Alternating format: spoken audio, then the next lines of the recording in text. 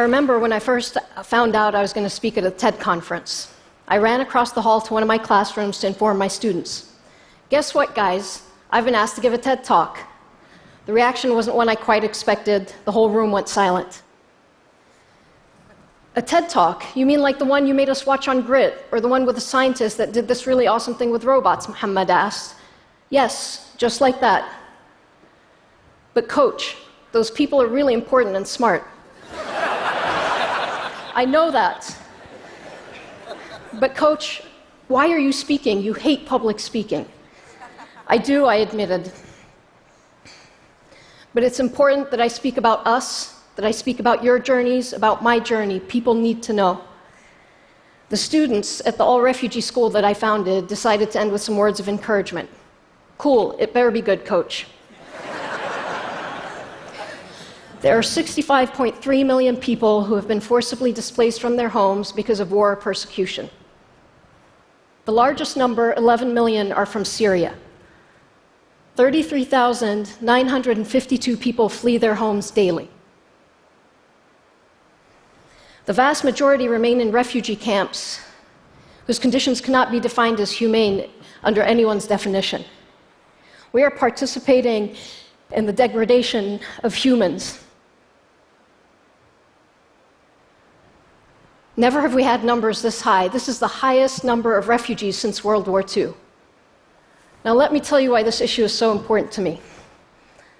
I'm an Arab, I'm an immigrant, I'm a Muslim. I've also spent the last 12 years of my life working with refugees. Oh, and I'm also gay. It makes me really popular these days. But I am the daughter of a refugee. My grandmother fled Syria in 1964 during the first Assad regime. She was 3 months pregnant when she packed up a suitcase, piled in her 5 children, and drove to neighboring Jordan, not knowing what the future held for her and her family. My grandfather decided to stay, not believing it was that bad. He followed her a month later, after his brothers were tortured and his factory was taken over by the government. They rebuilt their lives starting from scratch and eventually became independently wealthy Jordanian citizens. I was born in Jordan 11 years later. It was really important to my grandmother for us to know our history and our journey. I was 8 years old when she took me to visit my first refugee camp. I didn't understand why. I didn't know why it was so important to her for us to go. I remember walking into the camp, holding her hand, and her saying, "Go play with the kids," while she visited with the women in the camp. I didn't want to. These kids weren't like me. They were poor. They lived in a camp. I refused. She knelt down beside me and firmly said, "Go. And don't come back until you've played. Don't ever think people are beneath you or that you have nothing to learn from others." I reluctantly went. I never wanted to disappoint my grandmother. I returned a few hours later, having spent some time playing soccer with the kids in the camp. We walked out of the camp, and I was excitedly telling her what a great time I had and how fantastic the kids were. "Haram," I said in Arabic, "poor them." "Haram on us," she said, using the words different meaning, that we were sinning. "Don't feel sorry for them. Believe in them." It wasn't until I left my country of origin for the United States that I realized the impact of her words. After my college graduation, I applied for and was granted political asylum based on being a member of a social group. Some people may not realize this, but you can still get the death penalty in some countries for being gay. I had to give up my Jordanian citizenship. That was the hardest decision I've ever had to make, but I had no other choice.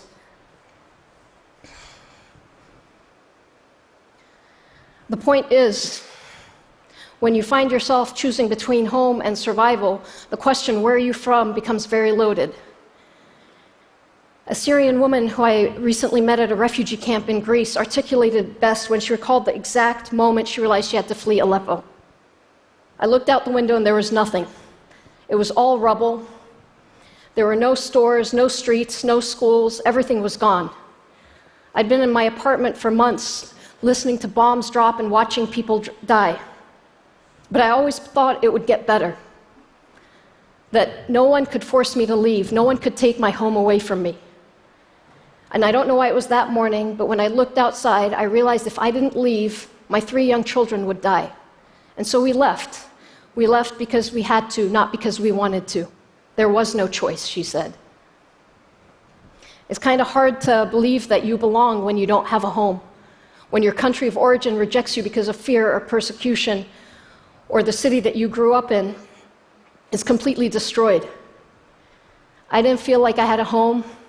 I was no longer a Jordanian citizen, but I wasn't American either. I felt a kind of loneliness that's still hard to put into words today. After college, I desperately needed to find a place to call home. I bounced around from state to state and eventually ended up in North Carolina. Kind-hearted people who felt sorry for me offered to pay rent or buy me a meal or a suit for my new interview. It just made me feel more isolated and incapable. It wasn't until I met Miss Sarah, a Southern Baptist, who took me in at my lowest and gave me a job that I started to believe in myself. Miss Sarah owned a diner in the mountains of North Carolina. I assumed, because of my privileged upbringing and my 7-sister education, that she would ask me to manage the restaurant. I was wrong. I started off washing dishes, cleaning toilets, and working the grill. I was humbled. I was shown the value of hard work, but most importantly, I felt valued and embraced. I celebrated Christmas with her family, and she attempted to observe Ramadan with me. I remember being very nervous about coming out to her. After all, she was a Southern Baptist. I sat on the couch next to her and I said, "Miss Sarah, you know that I'm gay." Her response is one that I will never forget. "That's fine, honey, just don't be a slut."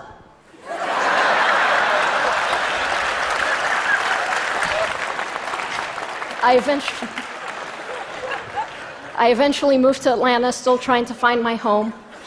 My journey took a strange turn 3 years later after I met a group of refugee kids playing soccer outside. I'd made a wrong turn into this apartment complex, and I saw these kids outside playing soccer. They were playing barefoot with a raggedy soccer ball and rocks set up as goals. I watched them for about an hour, and after that I was smiling. The boys reminded me of home. They reminded me of the way I grew up playing soccer in the streets of Jordan with my brothers and cousins. I eventually joined their game. They were a little skeptical about letting me join it because, according to them, girls don't know how to play, but obviously I did. I asked them if they'd ever played on a team. They said they hadn't, but that they would love to. I gradually won them over, and we formed our first team. This group of kids would give me a crash course in refugees, poverty, and humanity. 3 brothers from Afghanistan, Rullah, Nurullah, and Zabiullah, played a major role in that. I showed up late to practice one day to find the field completely deserted. I was really worried. My team loved to practice. It wasn't like them to miss practice. I got out of my car, and 2 kids ran out from behind a dumpster, waving their hands frantically. "Coach, Ru got beat up. He got jumped. There was blood everywhere." "What do you mean? What do you mean he got beat up?" "These bad kids came and they beat him up, Coach. Everybody left. They were all scared." We hopped into my car and drove over to Ru's apartment. I knocked on the door, and Noor opened it. "Where's Ru? I need to talk to him, see if he's okay." "He's in his room, Coach. He's refusing to come out." I knocked on the door. "Ru, come on out. I need to talk to you. I need to see if you're okay or if we need to go to the hospital." He came out. He had a big gash on his head, a split lip, and he was visibly shaken. I was looking at him, and I asked the boys to call for their mom because I needed to go to the hospital with him. They called for their mom. She came out. I had my back turned to her, and she started screaming in Farsi. The boys fell to the ground laughing. I was very confused because there was nothing funny about this. They explained to me that she said, "You told me your coach was a Muslim and a woman." From behind, I didn't appear to be either to her. "I am Muslim," I said, turning to her. "Ashhadu an la ilaha illallah," reciting the Muslim declaration of faith. Confused, and perhaps maybe a little bit reassured, she realized that yes, I, this American-acting, shorts-wearing, non-veiled woman, was indeed a Muslim. Their family had fled the Taliban. Hundreds of people in their village were murdered. Their father was taken in by the Taliban, only to return a few months later, a shell of the man he once was. The family escaped to Pakistan, and the two older boys, age 8 and 10 at the time, wove rugs for 10 hours a day to provide for their family. They were so excited when they found out that they had been approved to resettle in the United States, making them the lucky 0.1% who get to do that. They had hit the jackpot. Their story is not unique. Every refugee family I have worked with has had some version of this. I work with kids who've seen their mothers raped, their father's finger sliced off. One kid saw a bullet put in his grandmother's head because she refused to let the rebels take him to be a child soldier. Their journeys are haunting, but what I get to see every day is hope, resilience, determination, a love of life and appreciation for being able to rebuild their lives. I was at the boys' apartment one night when the mom came home after cleaning 18 hotel rooms in one day. She sat down and Noor rubbed her feet, saying that he was going to take care of her once he graduated. She smiled from exhaustion. God is good. Life is good. We are lucky to be here. In the last 2 years, we have seen an escalating anti-refugee sentiment. It's global. The numbers continue to grow because we do nothing to prevent it and nothing to stop it. The issue shouldn't be stopping refugees from coming into our countries. The issue should be not forcing them to leave their own.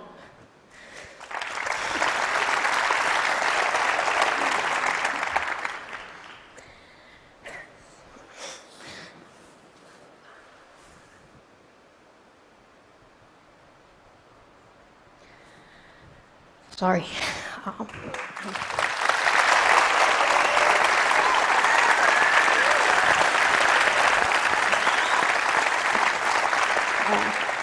How much more suffering? How much more suffering must we take? How much more people need to be forced out of their homes before we say enough? 100 million? Not only do we shame, blame, and reject them for atrocities that they had absolutely nothing to do with, we re-traumatize them when we're supposed to be welcoming them into our countries. We strip them of their dignity and treat them like criminals. I had a student in my office a couple of weeks ago. She's originally from Iraq. She broke down crying. Why do they hate us? Who hates you? Everyone. Everyone hates us because we are refugees, because we are Muslim. In the past, I was able to reassure my students that the majority of the world does not hate refugees, but this time I couldn't. I couldn't explain to her why someone tried to rip off her mother's hijab when they were grocery shopping, or why a player on an opposing team called her a terrorist and told her to go back where she came from. I couldn't reassure her that her father's ultimate life sacrifice by serving in the United States military as an interpreter would make her more valued as an American citizen. We take in so few refugees worldwide. We resettle less than 0.1%. That 0.1% benefits us more than them. It dumbfounds me how the word refugee is considered something to be dirty, something to be ashamed of. They have nothing to be ashamed of. We have seen advances in every aspect of our lives except our humanity. There are 65.3 million people who have been forced out of their homes because of war, the largest number in history. We are the ones who should be ashamed. Thank you.